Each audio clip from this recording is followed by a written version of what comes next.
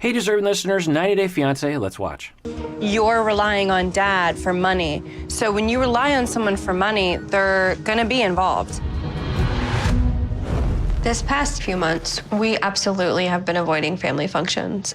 Okay, so we're learning that the father has given some favors to Elizabeth and Andrei by giving them a home, which is a very nice gesture, a free home, free of rent. It is nice of him to do that. But there's a price that you pay. You have to allow influence. You have to pay your respects, this kind of thing. I don't know what I think about that. On one hand, if you don't want the dad to and the family to be invasive in your life, if you know that that's the deal, then you don't take the free house.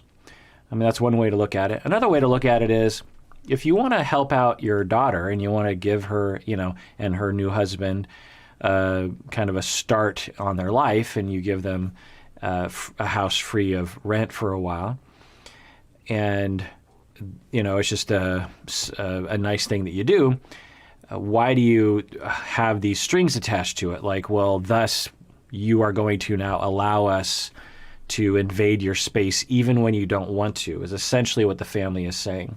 The family is saying, we don't want you involved, or at least Andrei is saying, I don't want you involved as much as you have been. And they're saying, we're gonna be involved. And meanwhile, for Elizabeth, it's hard to know how she feels about it. I think on one hand, she wants to have some distance with the family because I think she feels like they impose themselves on her as the youngest kid. And on the other hand, I think that she kind of wants her family to be involved. So we have this classic triangle, you'll hear me talk about that. That perhaps part of the conflict is between Elizabeth and her family, and they're just using Andrei as this proxy for the fight that's going on between them. The family might think they know what's best for Elizabeth, and Elizabeth feels like, I want to do this on my own. On the other hand, Elizabeth wants the support, particularly the financial support of the house. But the other issue that I want to get to is the father, and I didn't show a lot of these clips, seems to have a lot of this philosophy. And he has organized, or the family has organized, let's just say the family, whether the dad engineered this or not, the family has organized themselves around him. He has all the money and he has all the power. He has the ability to say whatever he wants to. He has the ability to comment on things that he wants to. And he is not a humble person about that. Like I was saying, on one hand, you could say, well, look, if you don't want his money, if you don't want him to invade your space, then don't take his money. Just say, no thanks, Dad. I know what strings are attached to that. So that's one practical way. But on the other hand, I think there's something kind of interesting going on in this family of power and control, at least what they're showing to us. And I think when Andrei comes in, it is this new element. Andrei is very sure of himself. He wants to assert himself. I think he's an outsider. He doesn't have loyalty to the dad that everyone has sort of geared themselves around. It seems like a lot of people in the family have, as they've entered the family, either as children or as in-laws, they have adapted to that family paradigm, that the father there has all the money and you will show your respect through various different ways to him. And it also makes me wonder about the dad and his insecurities. I have no idea. But I wonder if he is insecure due to relational traumas when he was growing up, such that he feels like he has to use money and power and control as a way of getting people to be close to him. Because I think the dad cares. I think he loves Elizabeth, but maybe he doesn't feel that he can have people love him just based on who he is, rather than having to use his money as a way of getting people to be close to him. But anyway, those are the kind of the questions that I don't know if I'm on base or not.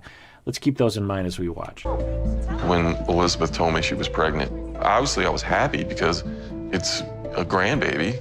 But all my concerns about Andrei not having a steady job, I didn't want to see that come true. I wanted Andrei to prove me wrong, but it hasn't happened. So you hear that language. I wanted Andrei to prove me wrong.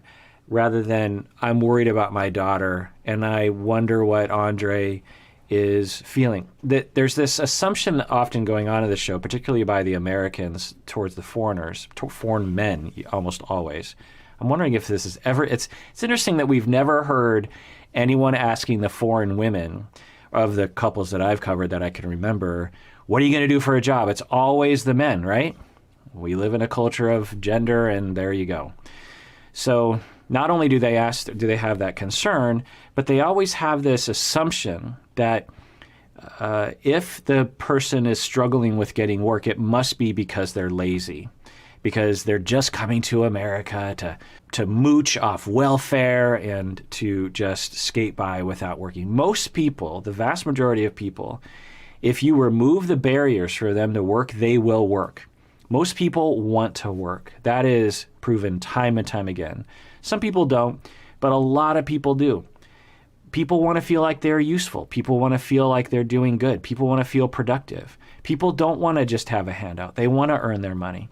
But when you put up so many barriers to people so that they can't get a job that makes any sense to them, then they'll struggle. And then they might even self-label as lazy or something.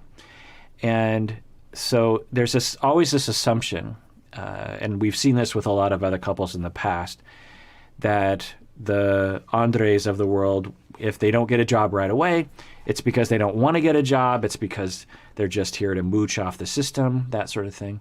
Instead of focusing on, hey, you're from another country, your economy, the jobs over there that were different than over here maybe.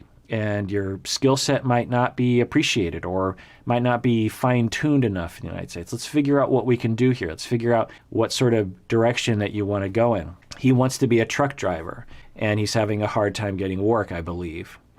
What else does he like to do? Is there any kind of connection that you can make for him? Is there any kind of mentoring that you can give him? Because I'm guessing he would do it if he had the chance. Instead of focusing on him as like he's an evil presence, he's a lazy presence, that kind of thing.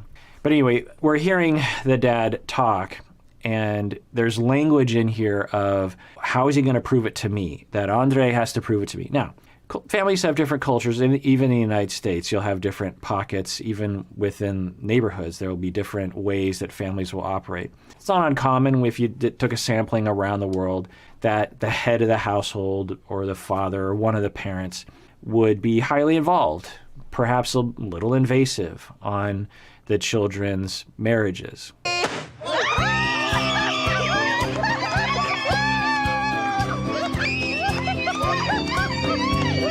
Team girl win! Honestly, that shocked me. I thought it was going to be blue. Loss for our side.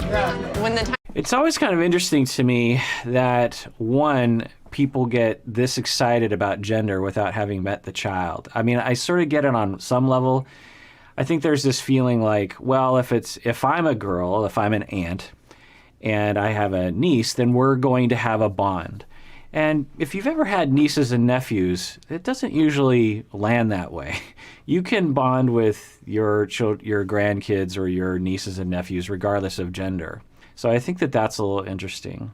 It just kind of bums me out because some of the guys are seemingly bummed out. It's like, oh, it's not a guy, not one for our side, as if there's like sides to this. It's also kind of interesting to me.